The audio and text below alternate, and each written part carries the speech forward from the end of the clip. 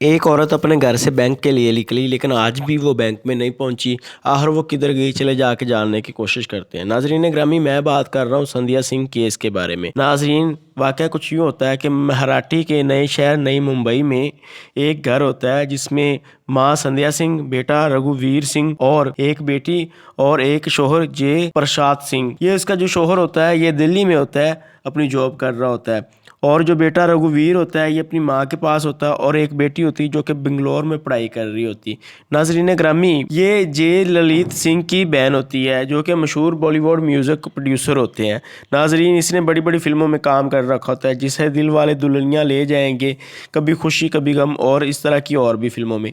नाजरीन ग्रामी, दिन होता है 13 दिसंबर 2012 का कि संध्या सिंह अपनी एक दोस्त उमाना गौरव के साथ, जो कि हमसाई होती है, घर से निकलती है और बैंक में जा रही होती है। नाजरीन ग्रामी, शाम तक रघुवीर जो होता है वो अपनी माँ का इंतज़ार करता है लेकिन माँ बैंक से वापस नहीं आती। वो जब बैंक जा रही होती बेटा तब कहता है कि मैं आपको छोड़ आता हूँ, लेकिन माँ कहती है कि नहीं, मैं अपनी दोस्त उमाना के साथ जाऊँगी। शाम को वो उमाना से पता करता है। उमाना कहती है मैं उसे बैंक के दरवाजे के आगे उतार के आगे चली गई थी, बाद में मुझे नहीं पता कि वो किधर गई। अब बेटा जो होता है 14 दिसंबर आ जाती, 14 दिसंबर को अपने बाप को कॉल करता है और अपनी बहन को बेंगलोर में कॉल करता है कि मैं ऐसे बैंक गई थी गहने रखवाने के लिए, जो कि 80 लाख रुपए के गहने थे, लेकिन उसके बाद माँ वापस ही नहीं आई। तो बेटी भी घर आ जाती है और उमाना का जो घर वाले बाकी होते हैं वो भी आ जाते हैं। संध्या के भाई जे ललित भी आ जाते हैं, शोहर भी आ जाता है, बाकी बहनें भी आ जाती हैं। तो वो 14 दिसंबर को पुलिस थाने में जाते हैं और वहाँ पे जाके एक एफआईआर दर्ज करवाते हैं कि यूँ संध्या सिंह घर से गहने लेके 20 लाख की मालियत के बैंक गई जमा करवाने के लिए, लेकिन उसके बाद वापस नहीं आई। नाजरीन ग्रामीण, पुलिस वाले एफआईआर दर्ज करते हैं। एफआईआर दर्ज करने के बाद बैंक जाते हैं, वहाँ से पता करते हैं तो बैंक वाले कहते हैं कि 13 दिसंबर को संजीता नाम की कोई औरत हमारे यहाँ बैंक में नहीं आई गहने जमा करवाने। तो पुलिस वाले नोटिस करते हैं कि आखिर वो कैसे, बैंक तो गई ही नहीं, तो कैसे जब वो उतरने के बाद वो किधर चली गई। तो वो बैंक के दाएं बाएं लोगों से इन्वेस्टिगेशन करते हैं तो दो लोग सामने आते हैं जो कि आगे कहते हैं कि यहाँ पे हमने देखा था संगीता आई थी और आने के बाद एक बंदे के साथ बैठ के चली गई। तो पुलिस वाले को वो बंदे का हुलिया बताते हैं तो पता चलता है जी कि ये अनिल बारानी नाम का एक बंदा है जो कि असिस्टेंट पुलिस इंस्पेक्टर है पास वाले थाने का। तो नाजरीन, पुलिस वाले उसके पास जाते हैं, उससे जाके पूछते हैं तो उसके बारे में पता चलता है कि ये संगीता को कैसे जानता था। सीन कुछ यूँ था कि संगीता के घर से चोरी हो रही थी।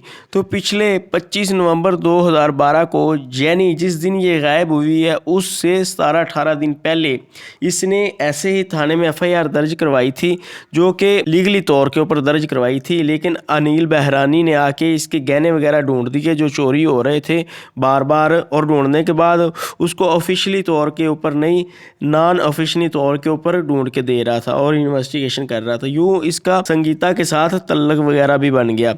तो नाजरीन, अब संगीता के साथ उस दिन ये था। इससे जब पुलिस वालों ने पूछा तो इसने बताया कि हाँ मैं था, मैंने ही संगीता को बोला था कि अपने गहने वगैरह बैंक में जमा करवा दो। तो उस दिन बस यही गहनों की वजह से मैं इसके पास आया था और मैं रास्ते में उतर गया था, ये रक्शे के ऊपर मेरे साथ बैठ के बैंक से गई थी, तो मुझे तो यही लगा कि इसने गहने जमा करवा दिए, लेकिन पता नहीं इसने जमा नहीं करवाए थे, इस चीज़ का मुझे इल्म नहीं था। पुलिस वाले इसको क्लीन चिट दे देते हैं। क्लीन चिट देने के बाद ये जो जे ललिता होता है ये मीडिया के सामने आता है, लोगों से अपील करता है कि ऐसे ऐसे मेरी बहन गुम होगी, अगर किसी को कुछ पता हो तो लाजमी बताइएगा। इसके बाद काफ़ी लोगों को इसके बारे में पता था और पुलिस के भी काफ़ी इन्वेस्टिगेशन वाले लोगों को पता था। अब होता कुछ यूँ है कि संगीता सिंह के घर से 200 मीटर दूरी के ऊपर एक पाम बीच होता है।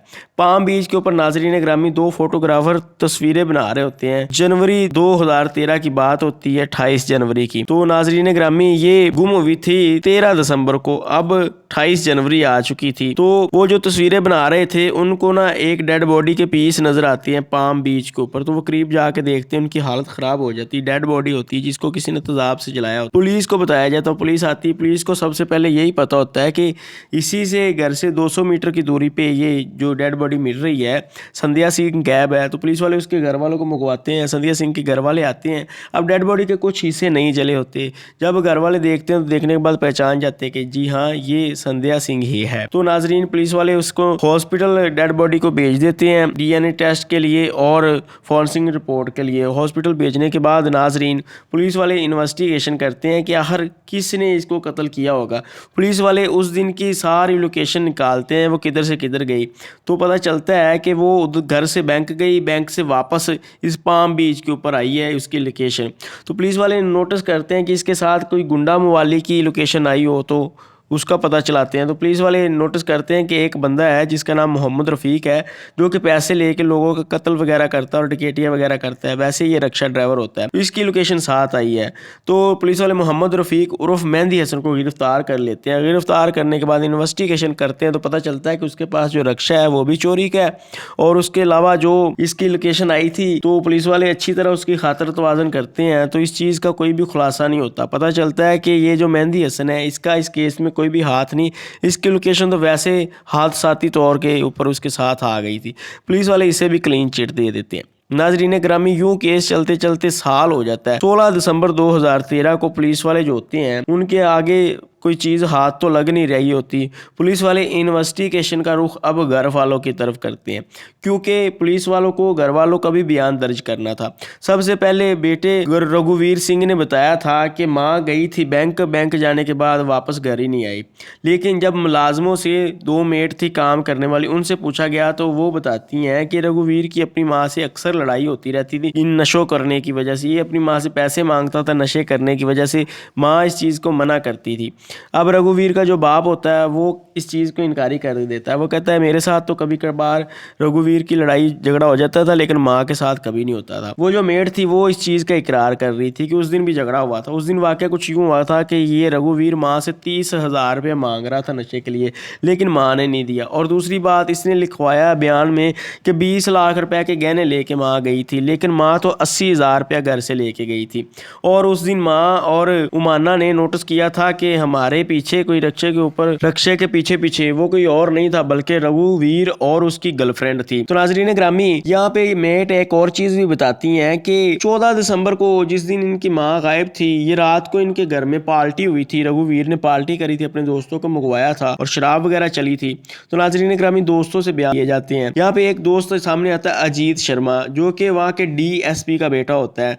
तो उसी पार्टी में रघुवीर इस चीज़ का खुलासा करता है कि मेरी माँ गायब है। तो दोस्त कहते हैं अजीत शर्मा के बाप को बताओ, लेकिन यहाँ पे अजीत शर्मा बयान देता है कि उस दिन मैंने नोटिस किया कि ये जो रघुवीर था इसे तो किसी की चीज़ की टेंशन ही नहीं थी कि मेरी माँ गायब है। ये तो बड़ा खुश था, शराब वगैरह पी रहा था और रात 11-12 बजे ये अपनी गर्लफ्रेंड के साथ उठा और रूम में चला गया, उसके बाद वापस ही नहीं आया। नाज़रीन ग्रामी इस चीज़ का पुलिस वाले बयान लेते हैं। बयान लेने के बाद पुलिस वाले उस रात उसकी कॉल हिस्ट्री निकलवाते हैं। तो पता चलता है कि उस रात ये और इसकी गर्लफ्रेंड पास वाले शमशान घाट में भी गए थे। तो पुलिस वाले इन्हीं सब शक की बेस के ऊपर 25 नवंबर 2012 को रघुवीर को इस केस में नामजद कर लेते हैं। अब रघुवीर को होता है कि पुलिस वाले कभी भी मुझे उठा सकते हैं, लिहाजा वो सेशन कोर्ट जाता है और बेल के लिए अर्जी लगा देता है। लेकिन अभी पुलिस वालों ने उसका नाम तो बीच नामलूम के तौर पे दर्ज किया होता है। पुलिस वालों की वजह से उसको बेल नहीं मिलती, लिहाजा वो जो रघुवीर होता है वो हाई कोर्ट चला जाता है, वहाँ से भी बेल खारिज होती है। सुप्रीम कोर्ट चला जाता है, वहाँ से भी बेल खारिज होती है। लेकिन 16 दिसंबर 2013 को, एक साल बाद, इसको गिरफ्तार कर लिया जाता है। गिरफ्तार करने के बाद पुलिस वाले जो होते हैं इससे पूछगछ करते हैं। अब पुलिस वाले कोर्ट में पिटीशन दायर करते हैं। कोर्ट में इस फैसले को लेके चले जाते हैं और वहाँ पे जाके अदालत को बताते हैं कि जिस रात ये रघुवीर और इसकी गर्लफ्रेंड शमशान घाट गए थे, उससे थोड़े दिन बाद इसकी माँ की डेड बॉडी पास वाले पाम बीच से मिली थी और इनकी और उनकी लोकेशन सेम थी, माँ और बेटे की। इस वजह से इसको गिरफ्तार किया गया। दूसरी बात ये कि ये उसी रात जब दिन था इसकी माँ गई थी तो ये अपनी माँ का बाइक के ऊपर पीछा कर रहा था अपनी गर्लफ्रेंड के साथ। ये इस वजह से भी इसको गिरफ्तार किया गया कि इसने अपनी माँ को कत्ल किया होगा। और ऐसी काफ़ी चीज़ें पुलिस वाले जो होते हैं अपनी ज़िम्नियों में लिख के कोर्ट में पेश करते हैं। तो कुछ दिनों बाद ये जो रघुवीर होता है इसका बाप थाने में और कोर्ट में एक दरखास्त देता है जिसमें लिखा होता है कि सबसे पहले तो जो कि है मेरा बेटा बेकसूर है, इसको बेल दे दी जाए, इसने अपनी माँ को कभी भी कत्ल नहीं कर सकता। और दूसरी बात है कि मैं अपने बेटे को पढ़ाना चाहता हूँ, लिहाजा इसे लाजमी बेल मिले। इस तरह की 2-3 चीज़ें इसने लिखी होती हैं। नाजरीन, यहाँ पे मैं आप लोगों को बताता चलूँ कि पुलिस वालों के पास कोई ठोस सबूत नहीं होता रघुवीर के खिलाफ। वो ऐसे ही 3-4 शक की बेस के ऊपर इसे उठा लेते हैं कि वहाँ पे कॉल हिस्ट्री सेम निकली और लोकेशन वगैरह सेम निकली, तो ये सारी चीज़ों के ऊपर पुलिस वाले रघुवीर को उठाते हैं। नाजरीन, ये केस चल रहा होता है। अब जो रघुवीर का वकील होता है वो कोर्ट में ये पिटीशन दायर करता है, बहस करता है कि सबसे पहले ये जो पुलिस वालों ने बोला है कि इनकी लोकेशन सेम मिली, तो घर की लोकेशन और पाम बीच की लोकेशन, यहाँ से डेड बॉडी मिली, वो तकरीबन 200 मीटर के फासले के ऊपर है। तो पुलिस वाले ये कंफर्म नहीं कर सके कि उस टाइम रघुवीर की लोकेशन माँ के मोबाइल के बिल्कुल साथ थी, पाम बीच के ऊपर थी या अपने घर में थी। चूँकि एक ही टावर से दोनों मोबाइल कनेक्ट थे, तो एक ही टावर की लोकेशन आ रही थी, एग्जैक्ट लोकेशन नहीं आ रही थी, जिसमें पुलिस वाले फेल हो गए। ये चीज़ को चैलेंज कर देता है वकील और पुलिस वालों के पास जवाब नहीं रह जाता। इसके बाद पुलिस वालों को वो चैलेंज कर देता है वकील, वो जो रक्षे के ऊपर बोलते हैं कि पीछा कर रहा था रघुवीर अपनी गर्लफ्रेंड के साथ, तो उस टाइम माँ का मोबाइल बंद था, लिहाजा उस रक्षे के ऊपर माँ की लोकेशन नहीं आ रही थी, रघुवीर की आ रही थी।